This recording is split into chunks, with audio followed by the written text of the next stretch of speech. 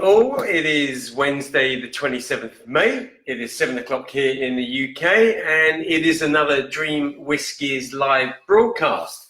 Thank you for everyone that is about to join us and people who will join us over the next hour or so. We have quite a lot as ever lined up for you. Let me just tell you what we've got in store for you this evening. So we're going to start with, as ever, by announcing our whiskey winner for last week and our spot prize winner for last week. So we're going to be announcing that.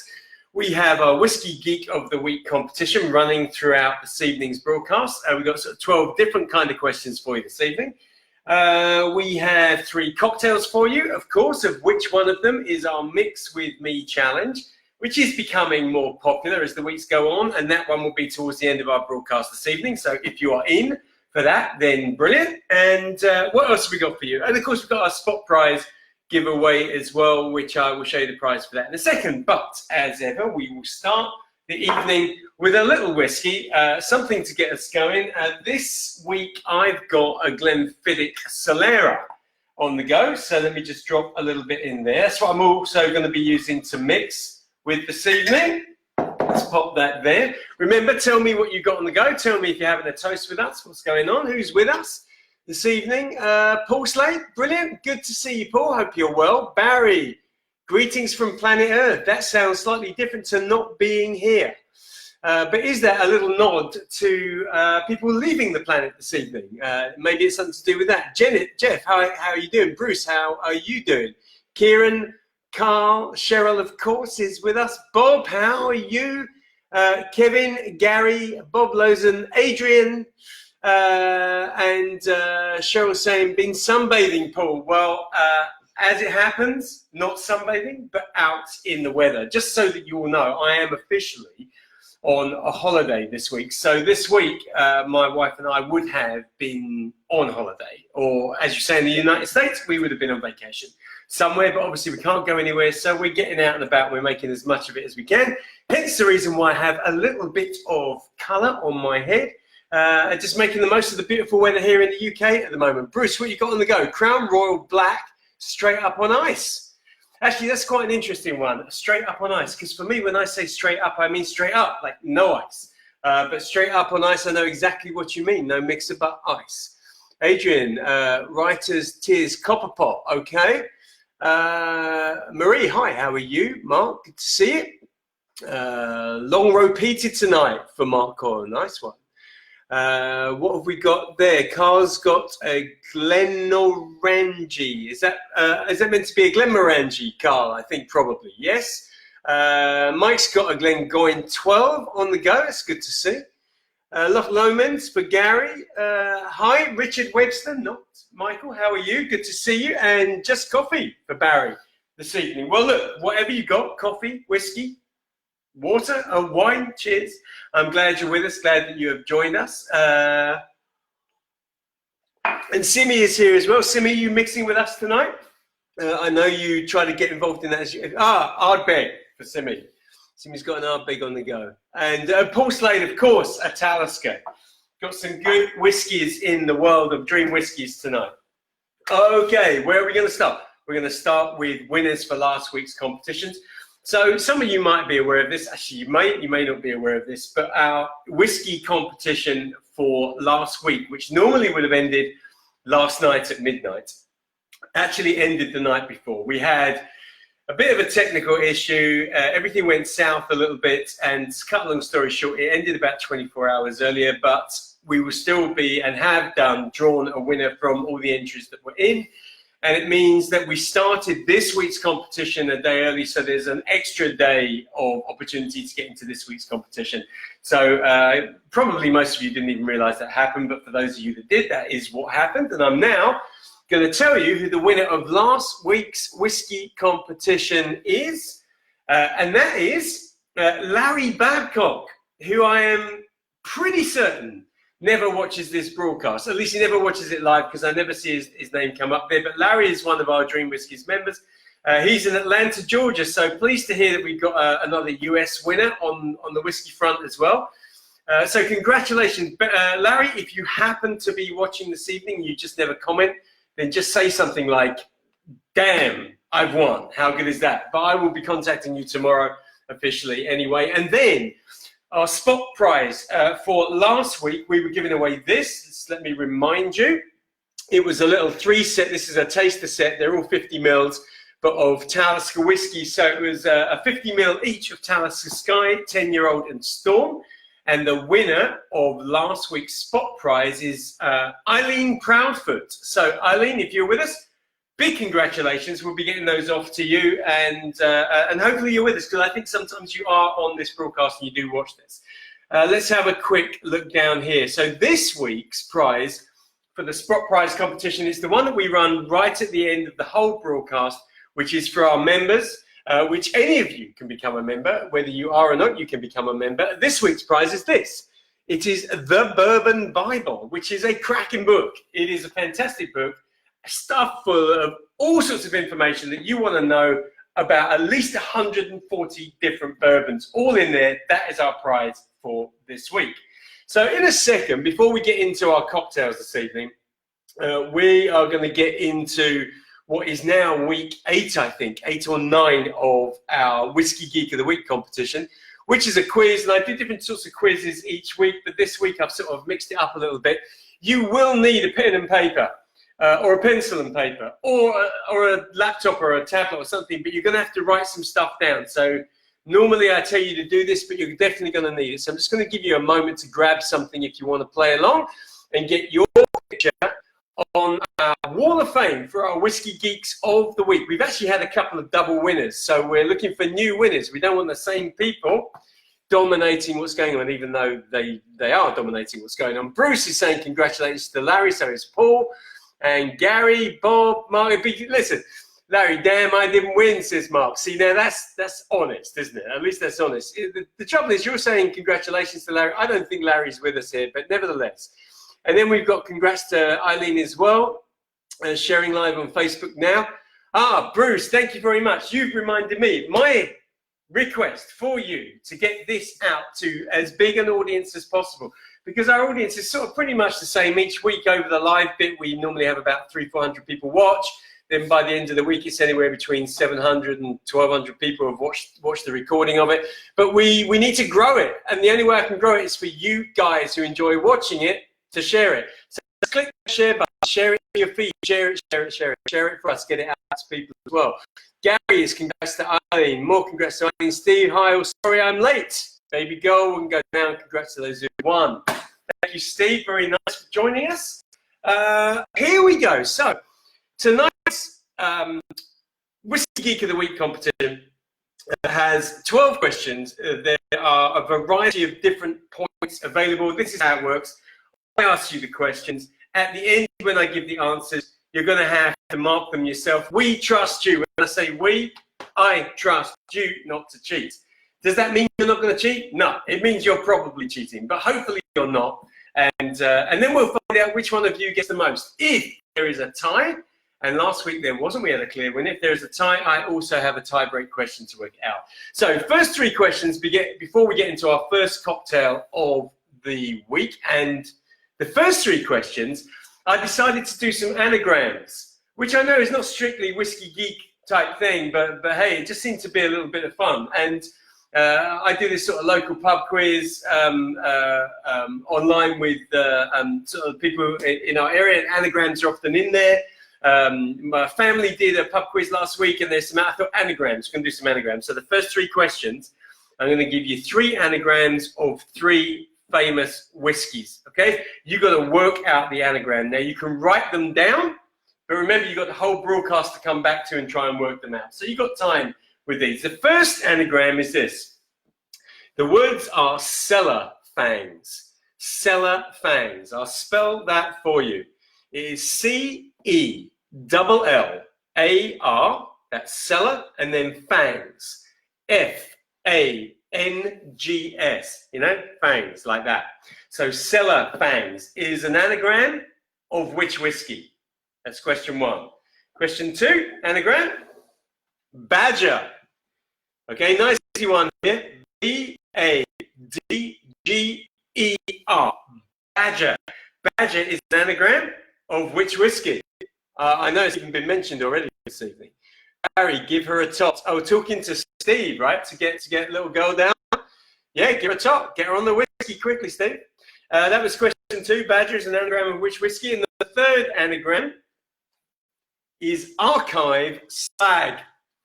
Okay? And when I say slag, I don't want you thinking that I'm being rude or anything. Just think about, you know, iron foundries, metalworks, that sort of thing, okay? But archive slag is an anagram of which whiskey? Just to spell it for you. A-R-C-H-I-V-E. Archive.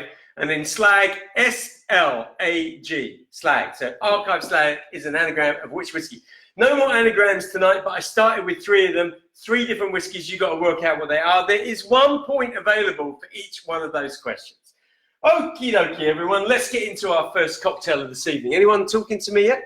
Cellofangs. Oh, Cheryl's putting them down for you. Cellofangs, Badger, and Lubka's joined us. Hi, all. How you doing? Cheers. So first cocktail of this evening is a mango and habanero sour. A mango and habanero sour. It's really, really tasty cocktail. Let me just have a quick swig of this. So it's a play on a whiskey sour, but it's so far removed from a whiskey sour. It's almost like a daiquiri, like a fruit daiquiri. And in a way, it's almost like, what else? Fruit daiquiri, spicy daiquiri, all sorts of things like that.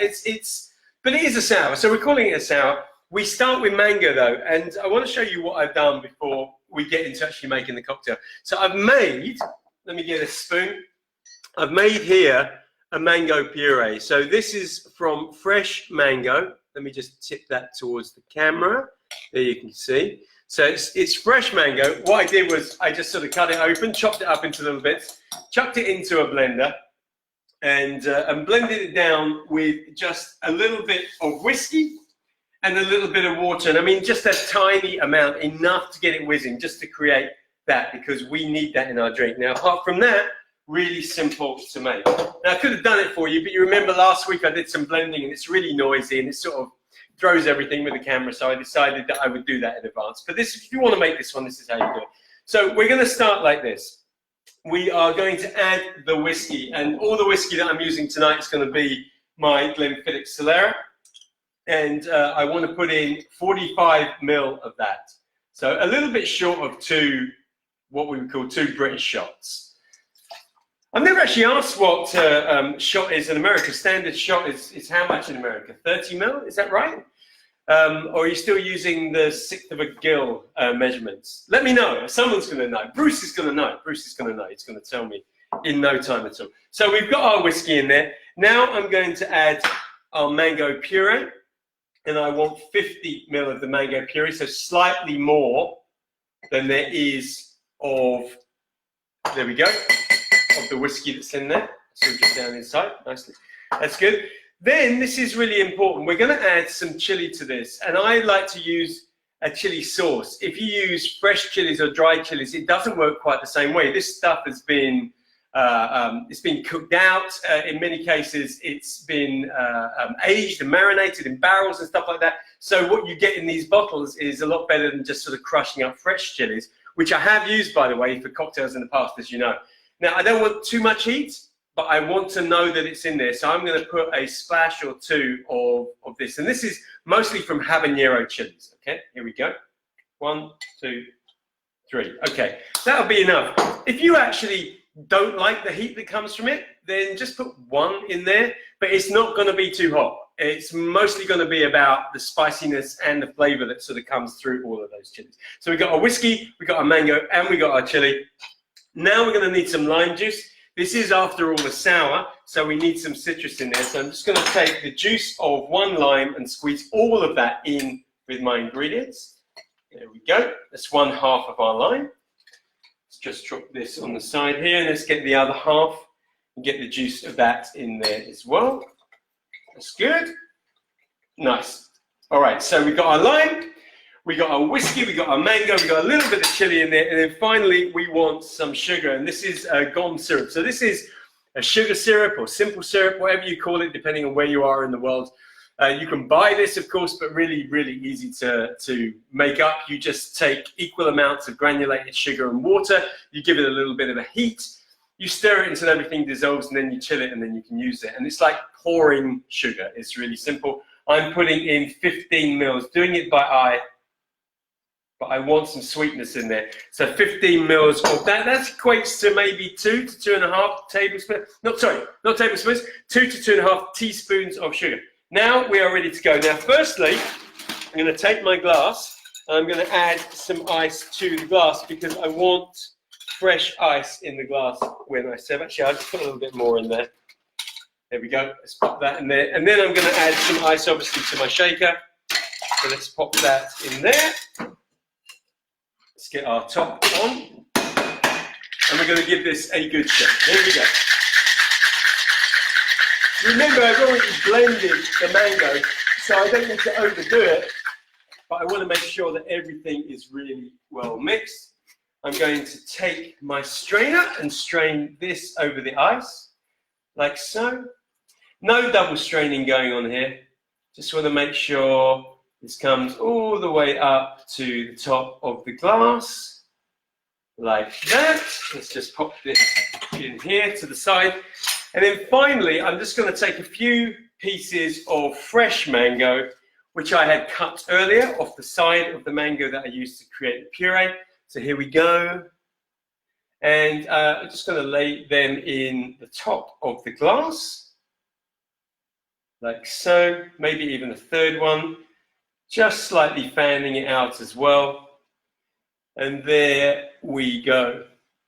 This, ladies and gentlemen, is our mango and habanero sour. And looking good, I think. Really pleased with this one. Let's have a little taste. Just going to taste that through a straw.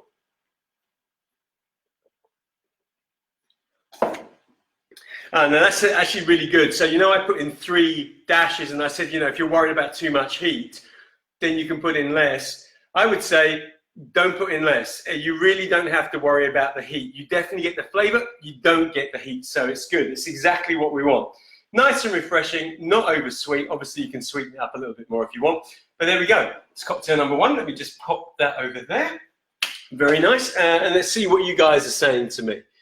Cheryl, can you put a rim of the Mexican mix on the glass? You know what? I could have done that. I could have done that for sure. Mike, what's that? Not too much hot sauce then, but there are some lovely hot sauces out there. Really could mix. Yeah. Listen, Mike, if you want to go the other way, I was saying to people, you know, if it's too hot, then rein it back. But actually, if you really like the flavor, just push it out there. Push it out. I always say this. Find the recipe and then make it work for yourself. Jeff is saying standard shot in the US is 30. Okay, thank you for that. Jane, hi Paul, I like the look of this one. Sorry we're late, just finished rendering the house. Yes, our friends and neighbors around the corner are rendering their house, but have made time to join us here online. It's cool, thank you for joining us. Bruce, sounds like a common Mexican candy treat. They also dust dry mango bits with sugar and hot pepper as a snack. Yeah, actually Cheryl mentioned this, which I could have put on. You can buy this in the UK, I'm sure you can buy it in the US, but when we went to Mexico, we picked up some. It's a mixture of spices, really citrusy, got lots of lime and lemon in there, which really comes through. It's excellent in cocktails and is fantastic on the rim of a glass as well, which perhaps I could have done, which is Cheryl's actually saying to you now, Bruce, so maybe I didn't even have to say that. Rim it with hot sauce, then dip it in some sugar. Good idea. Yeah, got a blueberry and habanero hot sauce in the cupboard. Mike Jackson, that sounds unbelievable. That sounds really good. Listen, if you do that and you try it out, Mike, let us know. Either post something on Facebook or send me a message on Messenger. Let me know how that one works because that sounds really cool. Okay, so we've done our first cocktail and we've done our first 3 questions. Now we're now coming back in to the second round of our Whiskey Geek of the week. We started with 3 nice little anagrams of whiskies, which hopefully you worked out and hopefully you got 3 points on that. We got questions 4, 5, and 6 now. Each one of these is the odd one out. You have to pick the odd one out. But there are 2 points up for grabs for each one of these because you're not only picking the odd one out, but you've also got to tell me why it's the odd one out. If you can pick the odd one out and why it is, you can get a point for each of those. So, budding geeks of the week, get yourself ready for question number 4. What is the odd one out out of these whiskies? Are you ready? Johnny Walker, Chivas Regal, Famous Grouse, Isle of Jura, and Bell's. Okay, 5 whiskies. I want to know the odd one out and why. I'll go through them again. Johnny Walker, Chivas Regal, Famous Grouse, Isle of Jura, and Bell's. That was question 4. Who else is talking to me here? Jeff, you can muddle some thin slices of habanero, other peppers to get the heat. Jeff, you can definitely do that. You can definitely do that. But when you muddle raw chilies or raw peppers, you definitely get a raw pepper taste coming through it. Which, by the way, if you like that, then it's fine. But if you want to go for something that blends in more seamlessly, then those pepper sauces tend to work better. But yeah, definitely go for it. And by the way, like I say, if you do it, let me know how it works out. Bruce is saying tagine's also great on sweet corn. Yeah, I bet that's true, for sure. And that's an interesting one, Mike. Yeah, I think it's an interesting one, Mike. Question 5, you ready? Geeks, here we go. Geeks of the week. Which is the odd one out? Is it Glenfarclas, Glenfiddich, Glenmorangie, Glengrant, or Glenlivet? So which is the odd one out and why? Again, Glenfarclas, Glenfiddich, Glenmorangie, Glengrant, and Glenlivet. That was question 5. Hoping for a different geek this week, everybody. And question 6. Again, 2 points up for grabs. Which is the odd one out from these whiskies? And why? Here we go. Teeling, Colburn, Powers, Redbreast, and Tullamore Dew. Again, which is the odd one out of these 5? Teeling, Colburn, Powers, Redbreast, Tullamore Dew. That was question 6. So for each one of question 4, 5, and 6, I want to know the odd one out, plus, of course, why. A potential 2 points for each one of those questions up for grabs. Right, okay, what have we got going on here? That's it, tagine. I'll try it with sweet orb. Sounds amazing. Sweet orb. I'm wondering if you mean sweet corn, but maybe sweet orb sounds amazing as well. Who knows? I'm not entirely sure what we meant there. What else have we got going on? So, next cocktail coming up. Oh, by the way, let me remind you all the ingredients you need if you don't already know for the Mix It With Me cocktail that's coming up a little bit later on. Simple ingredients actually this week. So just 4 of them. And all I wanted you to have was whiskey, whiskey of your choice, obviously. Mint, that is fresh mint. Here's my fresh mint, by the way, ready to go later on. Sugar, I said fine sugar. The reason why I want a fine sugar like a caster sugar is we need it to dissolve. So granulated sugar doesn't dissolve so well. I mean, you can use this stuff, you know, the sugar syrup, the gum syrup that I spoke about earlier on. But ideally a fine sugar like a caster sugar. Maybe even icing sugar, but it doesn't really have the sort of same body of sweetness. And then the final thing was slightly more vague. I said ginger liqueur. So I'm using a ginger liqueur. You can use a ginger syrup. And worst case scenario, you can use dried ginger or even fresh ginger. But really, you want something like a syrup or a liqueur. So those are the 4 ingredients. And we're going to make actually a really fabulous cocktail, which is not far off a true classic drink, just using those ingredients. But before we get to that, we have our second cocktail of the evening. Let me just have another little drink here. And what have we got here? I think you will miss me stealing it. Oh! It appears that where you all realise that Cheryl steals the drinks, she's actually managed to get in this week and steal it without a single one of you mentioning it. And she's saying it's a fabulous drink. Simi, what are you saying? Missed the 4th one on question 4 and the last one on question 6. Okay. Oh, Cheryl's already doing it. So question 4, the 4th one was Isle of Jura. And question 6, the last one was Tullamore Dew. Tullamore Dew, as in D-E-W. Tullamore Dew on question 6. Okay, Simi, good.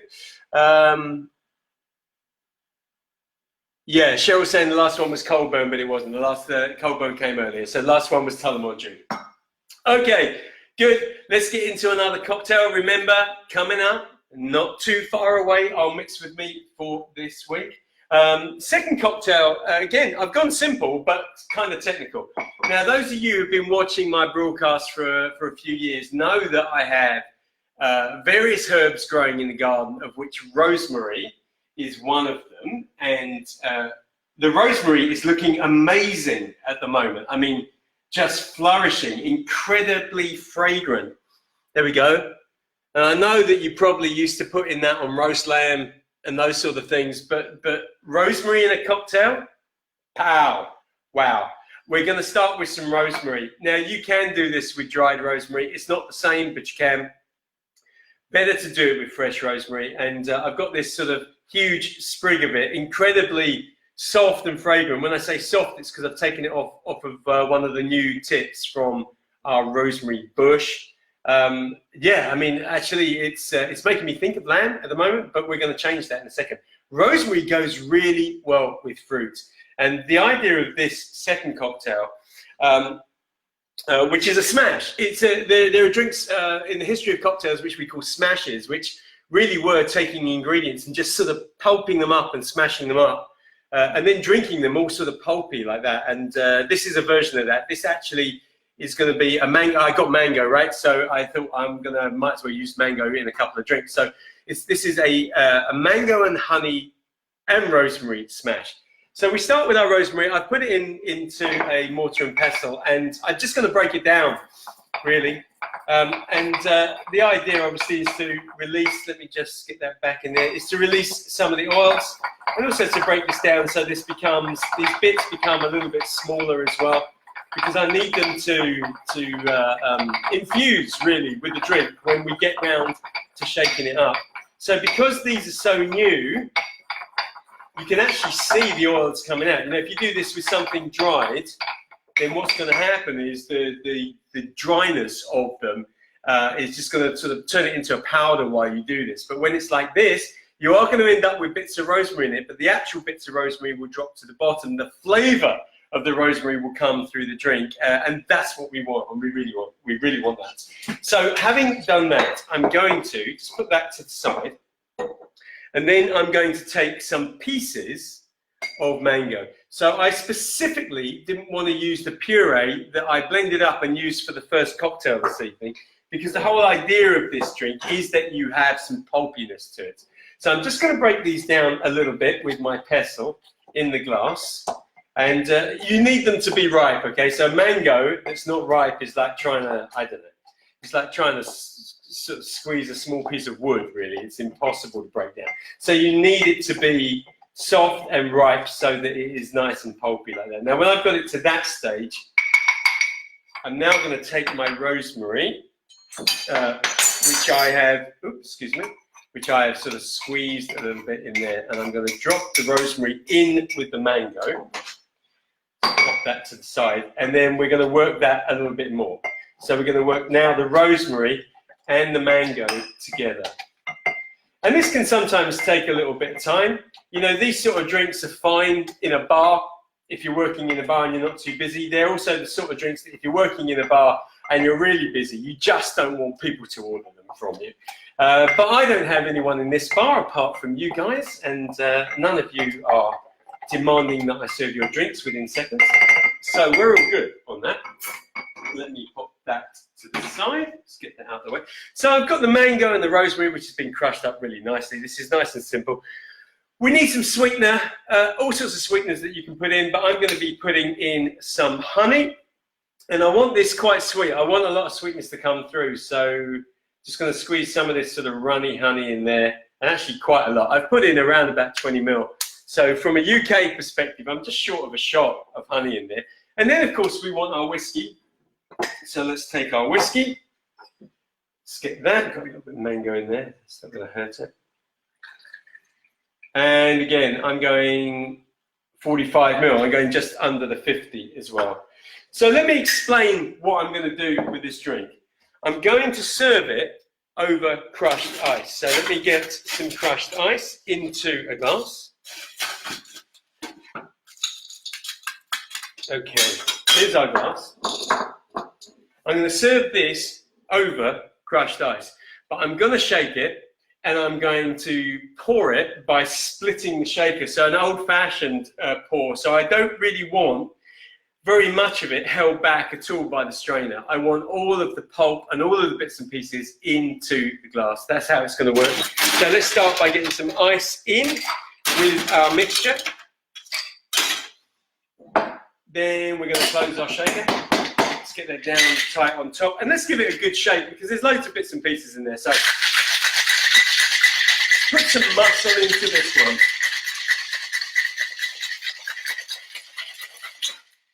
Check it. You can see actually now how it's become liquid. Really become liquid, a little bit more. And now we're going to go old-fashioned strain, which means this. So I'm just going to create a little break in the shaker and I'm going to pour it out, holding back the ice, hopefully allowing as much of the drink to escape as possible. There we go. And there's little bits of pulp coming out, which is all good. We like that. Oh, I'm going to take that bit of ice out because I don't want that in there. That's good.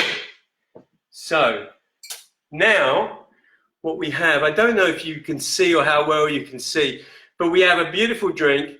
Bits of the rosemary, like I said, sank to the bottom, so not much of it came into the drink. We got pulp from the mango on the surface of the drink, like so. Garnish-wise, well, our rosemary is looking so cool at the moment, and again, so fragrant that I'd probably just put in a little bit of rosemary on the side. It kind of looks sophisticated. I'm a great believer in less is more when it comes to these sort of drinks. And that is drink number 2. This is our mango honey rosemary smash. Let me have a little taste of this as well. So there we go. Yeah, and it's beautiful. I mean, it's just what I want. The fragrancy of the rosemary is coming through. It's fruity, it's sweet, and it's everything that you would want a smash to be. So let's pop that onto the side. There, that was our cocktail number 2. Thank you very much. Oh, look what just seems to have appeared in front of the bar. Now, I remember that was a cocktail at some point. This was our first cocktail, which seems to have been stolen and replaced, mostly empty. And now I'm looking at it. I don't know if any of you have been watching what she's been getting up to, but hey, yeah, she's becoming a liability. I mean, honestly, you know, we start these broadcasts, everything's sort of fine, we're just relaxing. By the end of the broadcast, I'm peeling her off the floor. You know how it goes. Right, what have we got here? We need smell-o-vision. You definitely do to go with this one. Simi saying, wow, looks so good. The cocktail, yeah, this one here, this one. This just reappeared. Oh, you can't see it. She's put it back. She's running off. I'm guessing that this one is not to her taste. But I'm sure she's going to tell you in a second. She was saying, I think I might have to swap this. Well, she did, and then she didn't. Looks great. Thank you very much. Sounds really good. Fruit salad, says Barry. Okay. Paul, gone. Right. Okay, so Paul spotted that go. Blink, and the second drink has gone. All right, but the second drink is back. So I wonder what she truly felt about it. I'm going to have a taste.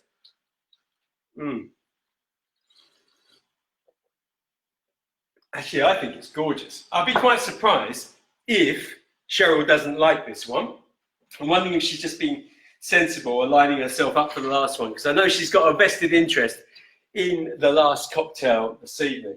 Let's see how we're doing here. Let me just move some of these bits out of the way. I need to create some space for myself. So we are halfway through our Whiskey Geek of the Week, and we have done 2 of our 3 cocktails.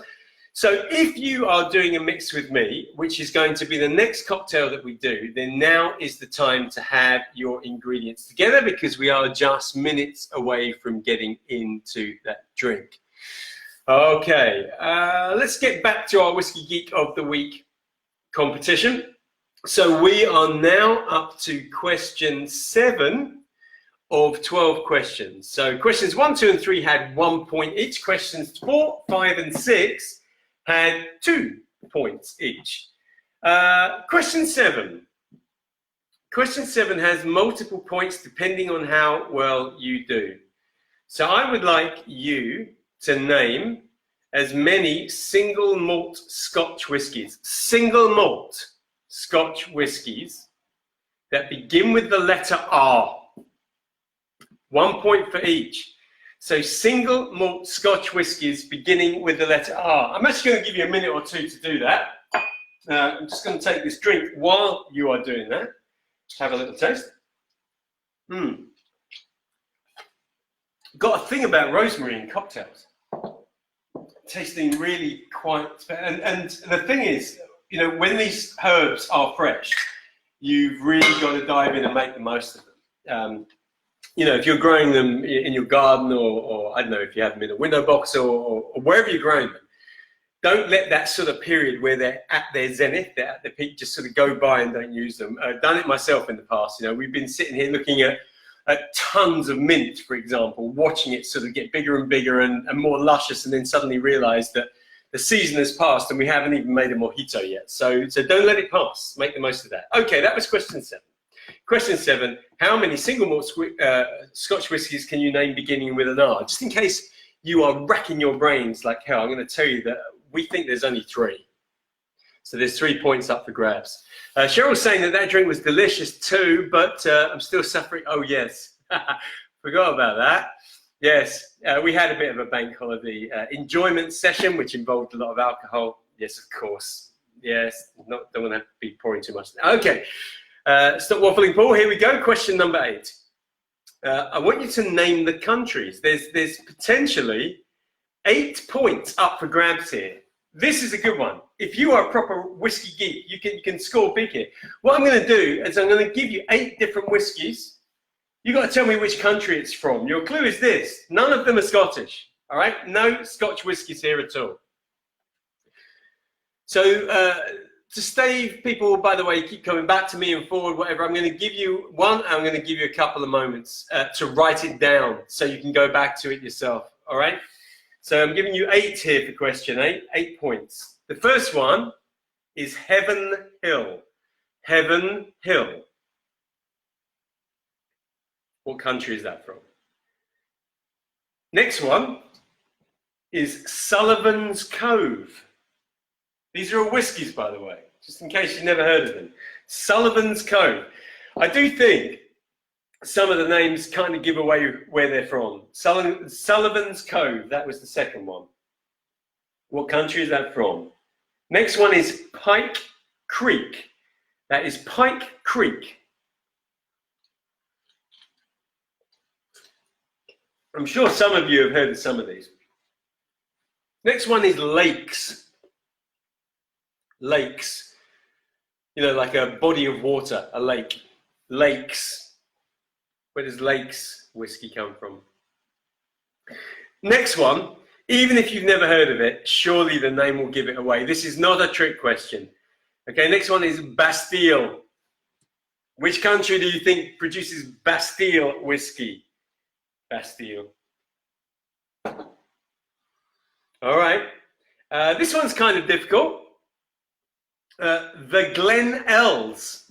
Sounds Scottish, right? Not Scottish. Which country? The Glenells. Els is spelled E-L-S. Els. The Glenells. Or else. Maybe else. Maybe it's pronounced else in this country. Next one is Amrut. A-M-R-U-T. Amrut. If you're a whiskey lover, there's a good chance you've tried this one.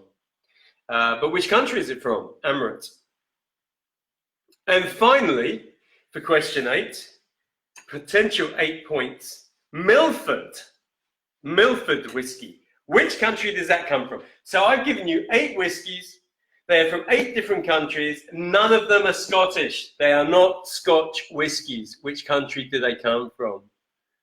Mike Jackson's arguing 4 R's. Okay, Mike, we'll have that. We can have that argument after I've given out the answers towards the end. So hold that thought and then come back to me with your 4th R if you've got a 4th R. That's absolutely fine. Luca, what's going on? Sullivan sounds very Irish. Does it indeed? Well, that might be your answer then, Luca. I can't possibly say. All right, and question 9 of Whiskey Geek of the Week for this week is worth just 1 point. I want to know what category of whiskey is Hague Club. So what category of whiskey is Hague Club? You know Hague Club in the square blue bottle that David Beckham promoted and was linked with. So this is a multiple choice, give you 4 choices to go for here. Is it A, is it a single malt? B, is it a blended malt? C, is it just blended? Or D, is it a grain whiskey? Okay, I'll go through those once again. Hague Club, what category of whiskey is Hague Club? Is it a single malt? That's A. Is it B, a blended malt? C, a blended whiskey? Or D, a grain whiskey? That was question 9. There are 3 more to come after our Mix With Me, which is where we are now. We have now got to our Mix With Me section of the evening. Very exciting. Remember, the deal on Mix It With Me is this. You got to mix it with me, but when you're done, take a photograph of your drink and send it along, and we'll post them up. We always put them up somewhere or another, and we'll get them onto the page. Give you, actually, you know what? I say I'll give you a mention, but I can put your names in, but for some reason, because Dream Whiskies is a page, we're not able to tag you in them. It's kind of strange. I'm not entirely sure why. Whereas there might be something technically obvious that I'm missing, but I can't tag your name in them for some reason. But I can write your name. But we will put your pictures up there. Unless you're a personal friend of mine, apparently, I can tag. But hey, Gary's talking to Luca and saying, oh, Australian. Well, who knows? Again, can't comment because these are all answers to do with our Geek of the Week competition. All right, here we go. You need 4 ingredients. You need your whiskey. There's my whiskey. You need mint. There's my mint. You need some ginger liqueur. I'm using this. This is my ginger liqueur. Let's just pop it up there. And you need some fine sugar, ideally fine sugar. Don't have fine sugar? Then use some kind of other sugar because sugar is absolutely essential to this. Now, this drink is based on a mint julep. A mint julep is a classic whiskey, actually American whiskey, actually bourbon cocktail. There is a lot of history around this drink. It's one of the oldest in terms of being able to trace back. You have mint julep season in Kentucky. At the Kentucky Derby, people go mint julep mad. At Oxford University, they have a mint julep day once a year, which is still financed by a bursary, I think, that was donated to the university some 100 years ago, and is still financing the mint julep day. Mint julep is arguably the most important cocktail of them all. Now, if you're a lover of Manhattans and martinis, you're going to say, no way, and I get that.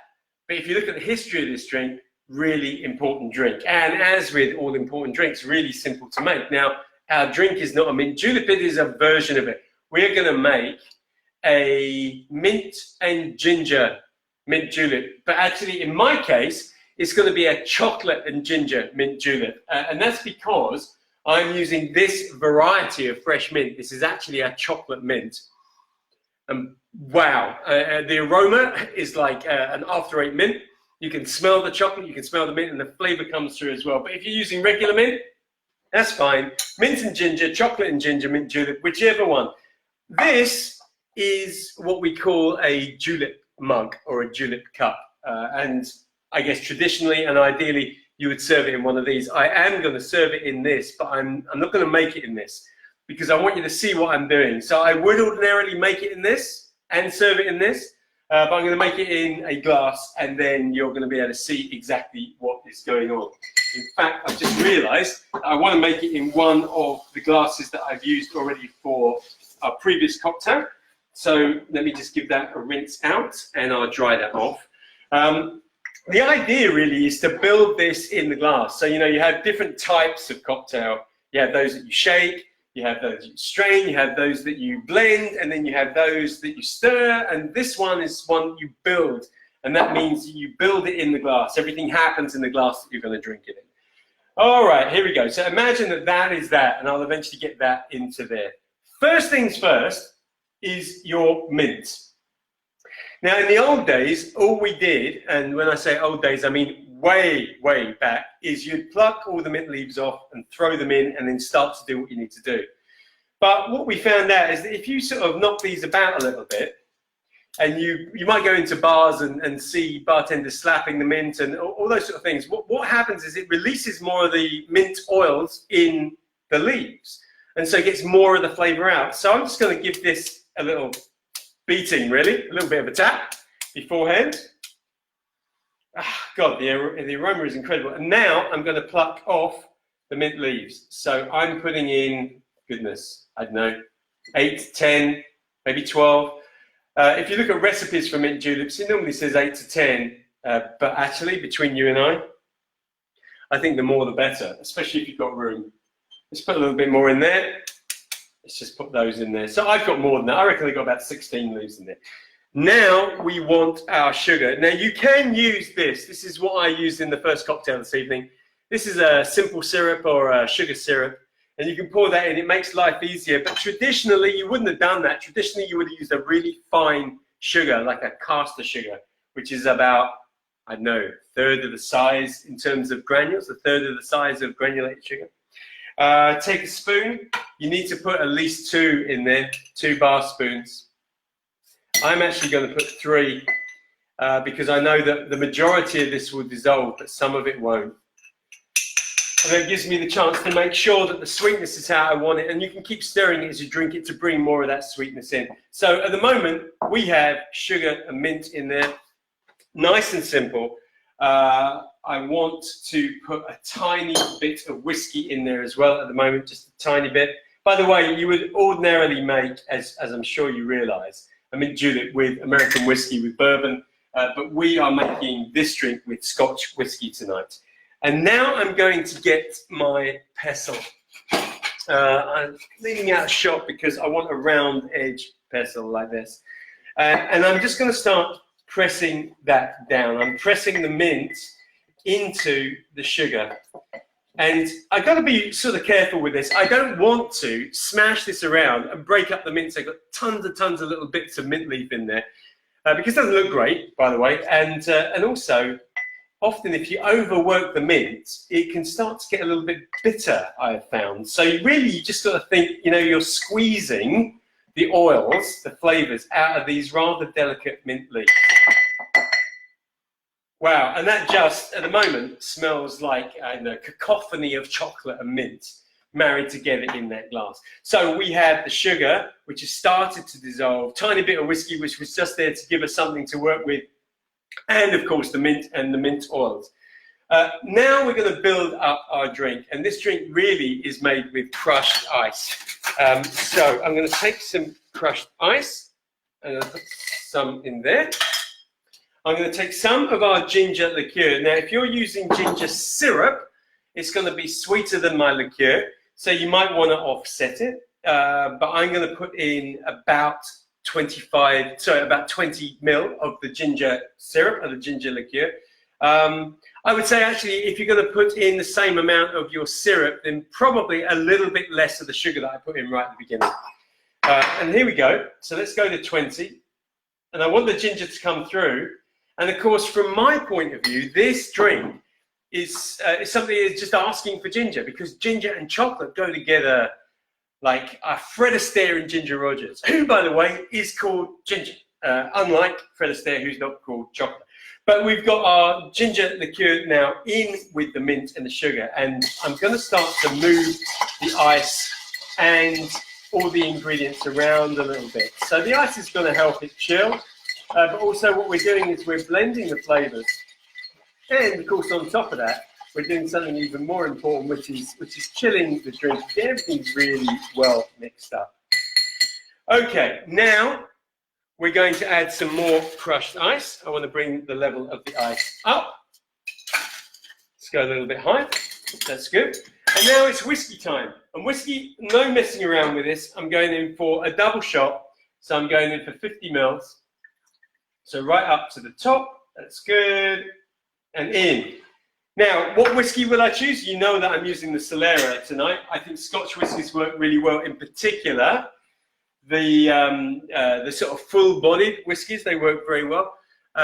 In the past, I've said don't use an Islay whiskey because the smokiness doesn't work. But if you like Islay whiskies, for example, I know that Simi, if she's still watching, is drinking an Ardbeg tonight. Ardbeg in there goes beautiful. And if you like that whiskey, the combination of the flavors goes really well as well. But of course, American whiskies are where this whole idea of juleps were born. So get yourself a nice bourbon. You know, get yourself any whiskey that you like, actually, and put it through this process. Okay, now at this point, this would all be in here. So I'm now going to move this into here because you know what I've done with the drink. So let's pour all of this in here. And what you find is that we are about 2/3 of the way up the glass. And the way you can tell is, can you see the frosting on the outside of the glass? That there is the level of the drink. So I've got all this space above. I'll tip it a bit for you so you can see. There you go. That tells us where we are. I'm now going to top this up with some more crushed ice. So I want to bring the crushed ice essentially proud of the top of the drink. So let's get that there. So we've got that there. I'm then going to garnish it with, take this mint out. I kept the top ends of both of my mint sprigs or my mint stalks. I kept them there for a reason, and that's because I can then tuck those bits into the side of the drink, and I can have a little bunch of mint on the side.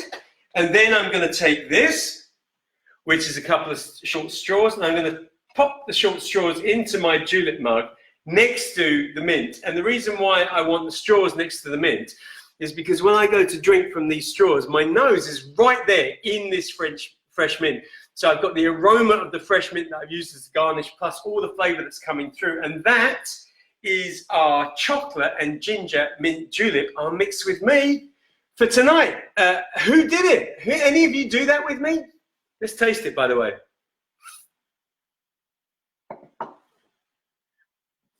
Tastes interesting. Yes, it's an interesting combination of all of those flavors with the ginger coming through. In fact, the ginger doesn't come through quite as much as I had imagined, and probably I would add a little bit more. But it's sort of strangely well balanced and really quite delicious. And I would say you've got to try it. And even if you're not a whiskey fan, which wouldn't make any sense for you being a regular viewer of Dream Whiskies, whiskey like this, I defy anyone to try it and not like it. Okay, what's going on here? Lubka, can I use a Google during Geek? I feel lost at Google. Technically, that's cheating, Lubka. I think the fact that you've asked me whether you can use it is it's quite interesting, but that's kind of honest, right? So there might be other people out there using Google, but you're not meant to use it. Okay. Oh, what's Bruce said? Sure, go for it. Well, if Bruce says it's okay, then I think everyone's okay. And does not say, what's this? And I even do not understand what Paul wants us to do, like odd one out. I simply can't compete with you. Oh, look, I'm sorry about that. I make an assumption that everyone understands what I'm saying, but let me think.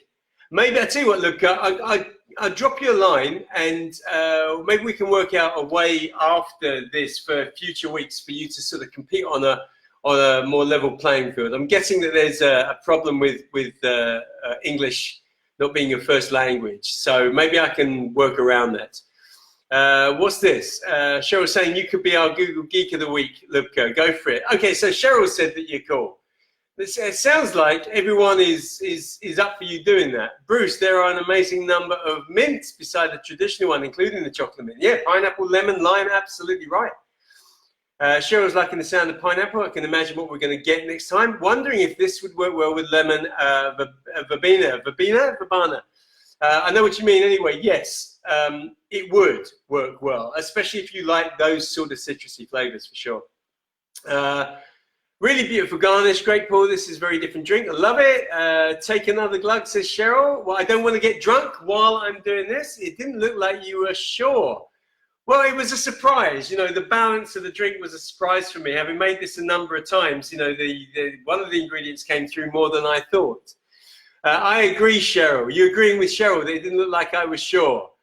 Okay, shall I tell you what Cheryl sabotaged me again. I'm just going to tell you, right? For those of you that know, she sabotaged me again. It's like this ongoing battle between her and I to see whether I can get through a whole broadcast without her sabotaging me. And she's managed it. And I thought I got her this evening, but she's managed it because she sabotaged this drink with one of the ingredients. So as far as you guys are concerned, whatever I told you to make, that's fine. But there is something in here that I'm not entirely delighted that I tasted.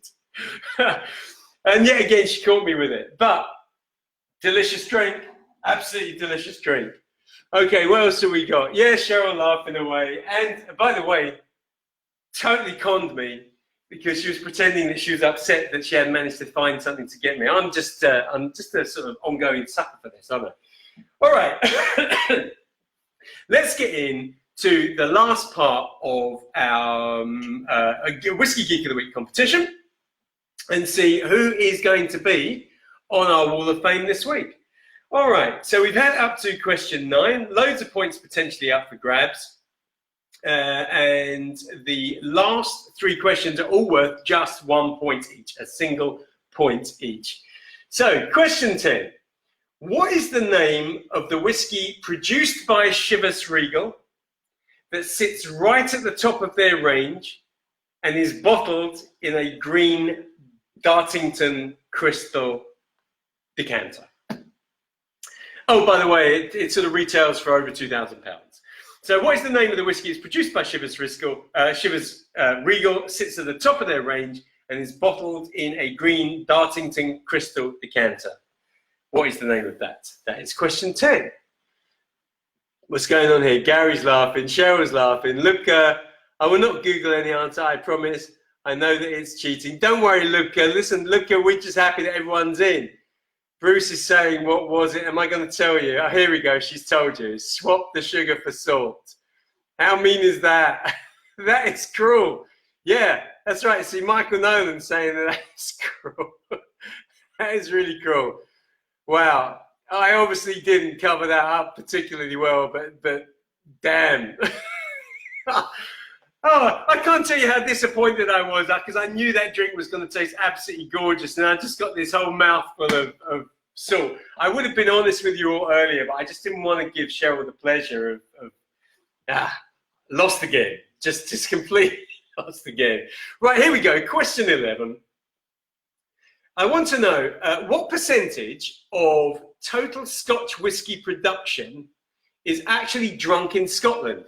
So every year, we're talking about billions of bottles of whiskey is produced in Scotland, but how much of it is actually drunk in Scotland? So I'm going to give you multiple choice here. You've got 3 answers to pick from. Is only 3% of Scotch whisky drunk in Scotland? Is it 33%? Or is it 63%? So of all the whiskey made in Scotland, how much is actually drunk there? Is it A, 3%, B, 33%, C, 63%? It's worth 1 point. And now we're at question 12. So the last one of our Whiskey Geek of the Week competition, question 12. And I quite like this one because people sort of think they know which countries drink the most whiskey, but I wonder if you know this.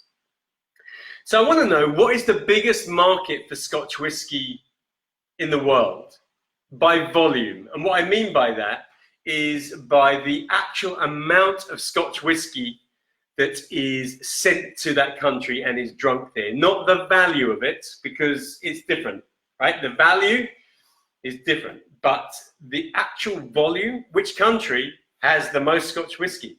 Is it A, India? Is it B, United States of America? Is it C, France? Is it D, China? Or is it E, Singapore?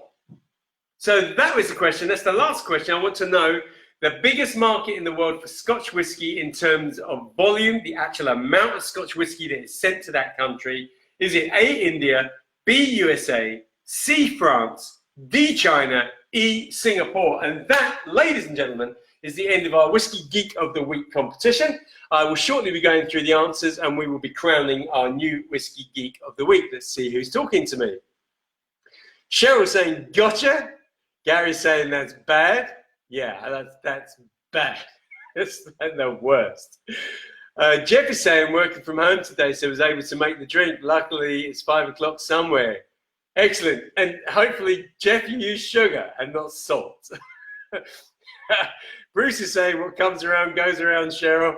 That's right. And she's saying that I'm not mean like her and that I wouldn't get a bath. That just makes me as, what, like a mug, really. But it's true. Okay, so before I give you the answers to the Whiskey Geek of the Week competition, just a very quick word for our members spot prize. Just let's get this little bit done. So if you are a member, you know you can enter the spot prize competition. This week's spot prize is a bourbon Bible, information and all sorts of really cool stuff in this book about over 140 different bourbons. Really nice prize. Last week's prize was 3 taster bottles of Talisker, including 10-year-old Storm and Sky. That went to Eileen Proudfoot. But this week, who's it going to be? You can only enter this one if you are one of our Dream Whiskies members. If you're not, you can sign up to become a Dream Whiskies member in our description where it says sign up here. And if you are, you can enter this little bit of the competition where it says enter the spot prize here. Again, using the link. 4 questions based on the drinks that we did this evening. These are the questions. By the way, this is before we go through the Geek of the Week stuff, just in case you're waiting for those answers. So, number 1. Question number 1 is, what type of chili pepper did I use, was in that sauce, if you like, for the first cocktail this evening? What type of chili pepper was used for that first cocktail this evening? That's question 1. Question 2. In the second cocktail this evening, what kind of sweetener did I use? What did I use to sweeten that drink?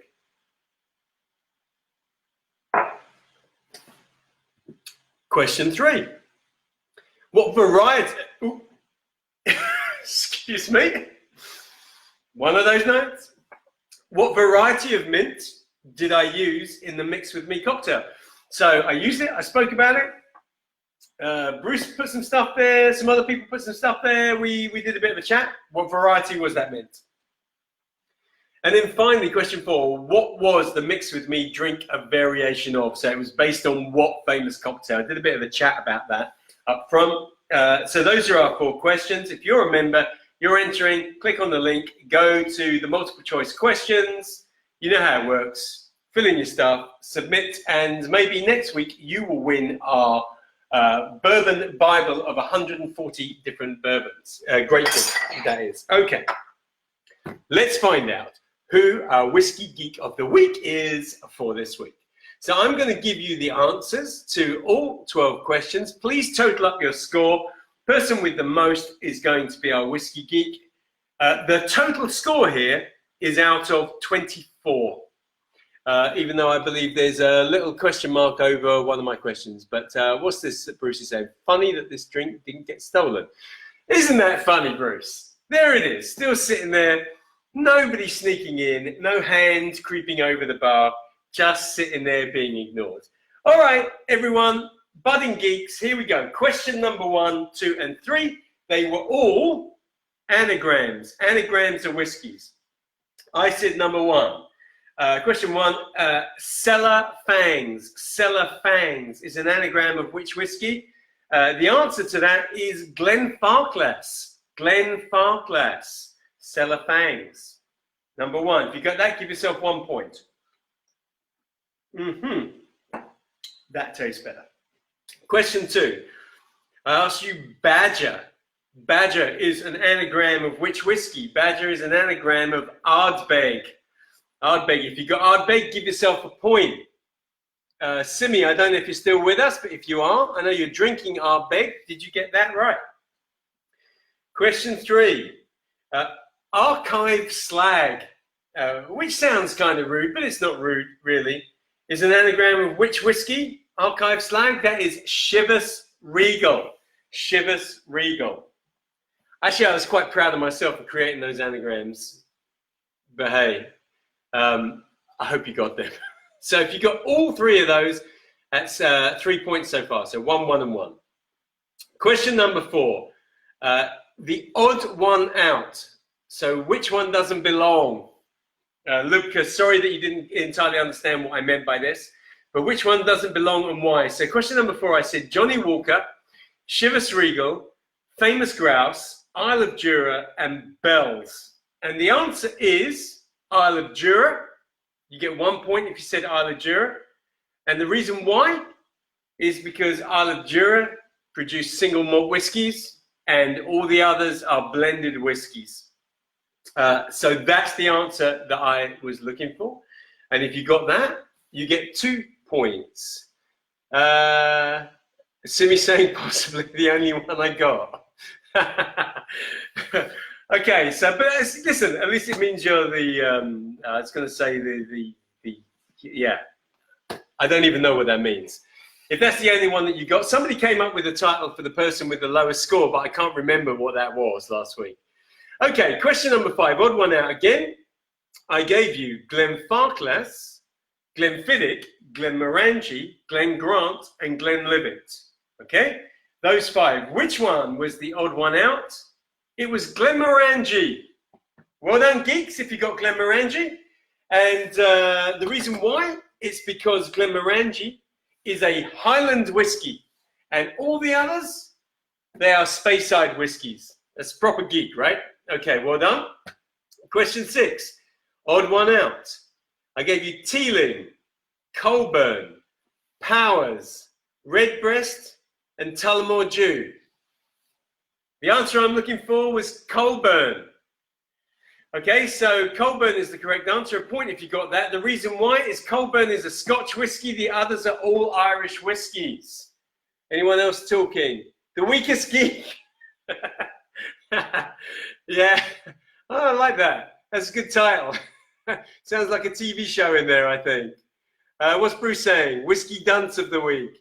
Yeah, I think Whiskey Dunce, we need something that's got some kind of cadence to it, don't you think? The weakest geek, Whiskey Dunce of the week. I think we're on to something here. Maybe like a collaboration of the two. Maybe I can create a hat that goes with it. Yeah, quite like that. Okay, 7. So question 7, I think someone's going to argue with me here, but I said, how many single malt Scotch whiskies can you name beginning with an R, a letter R? Okay, so we thought there were only 3.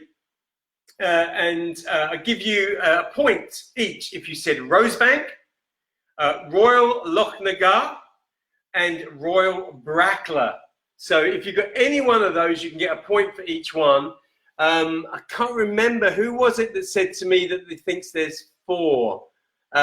If you're still with us, tell me what you think the 4th one is. If you're not, I'm going to have to chase you down and see what that was. But at the moment, a point for each one of those. Okay, here we go. So question 8, you have a potential 8 points for this. I gave you the whiskey, you had to give me the country. So, first one, Heaven Hill was the USA. Point for that if you got it. Sullivan's Cove was Australia. Point if you got that. Pike Creek is Canada. A point if you got that. Lakes is England. Lakes is an English, fabulous whiskey, by the way, if you haven't tried it. Bastille, I don't even think you need to know anything about whiskey to have got this one right. This is France.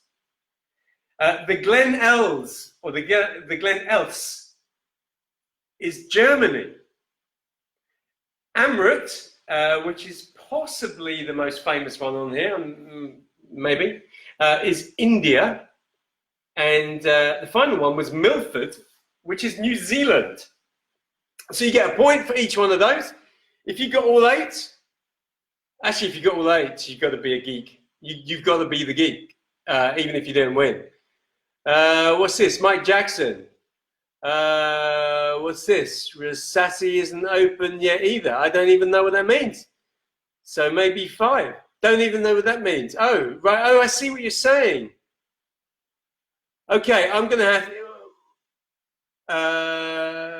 Rassi isn't open yet either. Okay, Mike, I'm going to have to pick that up with you because I really want to know what those are, but I'm not sure what you mean from that. So I might sort of direct message you and find out what that is all about, because that's sort of interesting if that's the case. Rostu is discontinued. Rosebank isn't open yet. Okay, you forgot Rossessi. Oh, that's what Mike is saying. Oh, I got it now. Okay. If you got those, then I will give you additional points. So just being fair. Is that going to be the difference between the winner and the loser? We'll find out. All right, question 9. I said to you, what category of whiskey is Hague Club? David Beckham, as we all know, he's all about whiskey in blue bottles. Is it a single malt, a blended malt, a blended, or a grain? Hague Club is a grain whiskey. That's D. And there's 1 point for that. It's a grain whiskey. A lot of people think it's a blended malt. I'm not sure why, but they do. Question number 10. What is the name of the whiskey produced by Chivas Regal? It sits at the top of their range and is bottled in a green Dartington crystal decanter. It costs over £2,000 a bottle. It's called Icon. If you've got Icon, that's another point for you. Okay. Question 11. What percentage of total Scotch whisky production is actually drunk in Scotland? I said, is it A, 3%? Is it B, 33%? Is it C, 63%? Most people have their minds blown by this. It is 3%. 3%. 97% of all Scotch whisky production is exported. Wow. How about that? And question 12, and this is the last question worth another point. I said, what is the biggest market in the world for Scotch whisky by volume? In other words, by the actual quantity of whisky shipped out to that country. Is it A, India, B, United States, C, France, D, China, and E, Singapore? The answer is C, France. By volume, France is the biggest market in the world for Scotch whisky. Now, just to be clear, in case anyone out there is throwing themselves under a bus over this, the United States is the biggest market on value. So the actual physical value of the market is the United States, but in terms of quantity, it is France. What I need you to do now, everybody, is to total up your scores. The score is out of 24, unless you've got one of these extra R whiskies, and then it's potentially out of 25 or 26. But total up your score and pop your scores into the comments box there. And if you are the winner, you become our Whiskey Geek of the Week for this week. So total them up. While you're doing that, I'm just going to get us ready for next week. So let me tell you what's going on next week. We have all of the same stuff going on in terms of, we've got our cocktails, we've got our Geek of the Week, we've got our prize giveaways, and we will have a new mix with me as well. Plus, I have a really cool announcement coming up as well for our members. And even if you're not a member, it's still a cool announcement, and it might actually make you want to become a member, to be perfectly honest, which is what we want you to do. We want you to be our members rather than just simply lovely people who tune in on a Wednesday night, even though I love you tuning in on a Wednesday night. Barry, I believe that Scots drink more vodka by choice. You're probably right, actually, Barry. Mike got USA and France mixed up. Yeah, people tend to do that. Paul Slade got 14. Good job, Paul. Raymond Hunter. Raymond is a name that I haven't seen. You got what there? 19. You look like you're in the lead at the moment. Kevin McLean only got 9. Must not be a geek yet. No, I think, Kevin, you're a budding geek, which is a good thing to be. You know, aspirational geek, I think. Barry, 19. One was a guess. That's okay. I like that. Mike Jackson, 24 out of 26. Got a couple of the last few wrong. Mike, that is a proper world-class geek score. Anyone beat Mike on this? Because if not, it looks like Mike is going to be our Geek of the Week for this week. That's for sure. Anybody else? Just giving you another moment or so to put your scores in the boxes. Simi, are you still there? What did you get? You thought you were up maybe the weakest geek this week. is that the case? Did you come up lower than Kevin on 9? Raymond Hunter had a different answer for the odd one out. Glenfarclas, only one that one's but not owned by a group. Yeah, because it's still family owned, isn't it? That's pretty good actually, Raymond, and technically that's the correct answer. It's just not the answer that I was looking for. I think, Raymond, if you were right up there against Mike close on this, I might give you the point, but right now it probably doesn't matter. However, I will say a huge nod for knowing that little bit of information. Michael Nolan, twice our Geek of the Week, but this week 23, but not counting the 3 extra distilleries. Okay, 3 extra distilleries. I thought we were talking about 2 extra distilleries. Okay, Barry, I agree. I thought the same. Simi, I'm definitely the weakest whiskey geek. Missed out on a few questions due to someone popping by. Sister-in-law, got a whopping 4. Simi, definitely need to get some kind of badge or hat for you for that, I think. But did you do the mix with me? So look, we're near the end of our thing. So first of all, it looks like Week Geek of the Week. Oh, that's your title. Simi is our Week Geek of the Week. Oh, I'm loving that. We need to put that on a t-shirt.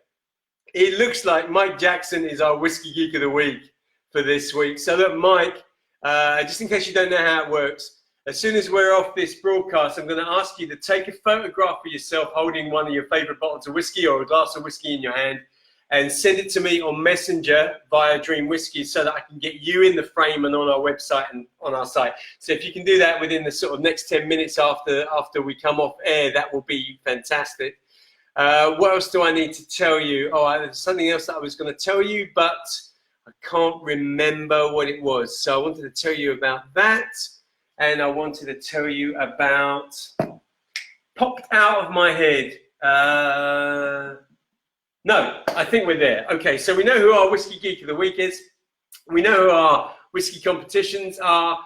I just want to say to all of you, thank you as ever for being involved. If you did, that's what I wanted to say. If you did make the cocktail tonight in our Mix With Me special, then and hopefully you made it without salt and with sugar, as I went to pains to describe to you. Then please send me a photograph of your drink. And I know a number of you send me photographs afterwards. That's fine if you want to send it later on this evening or even tomorrow. But send me your photographs because I like to get them up. I like to show people what you guys are doing. Michael Nolan, Rassi, Rostu, and Rossessi. Okay. Michael, I tell you what, I'm gonna keep you at 23, and mainly because you've already won it twice, and you're far too clever for your own good. But you will no doubt come back to take the title again in the coming weeks, I am sure. But thank you for that, liking that, Michael Jackson. Woo, well done to Mike, and we've got a 23 plus 3 there for Michael Nolan. But hopefully, Michael, you're cool with what I'm saying on that as well. All right, everyone. Listen, thank you for being with us tonight. Hope you enjoyed it. Really love you guys being there every week. And have a good, healthy, safe week. And it looks like the lockdown is starting to ease in different parts of the world. So if it's happening where you are, I hope you're starting to get some kind of indication that life is turning a corner and that things are looking like they might return to normal at some point in the future. So keep well, keep safe, keep happy, and I will see you all here next week at the same time, 7 o'clock UK. Be safe.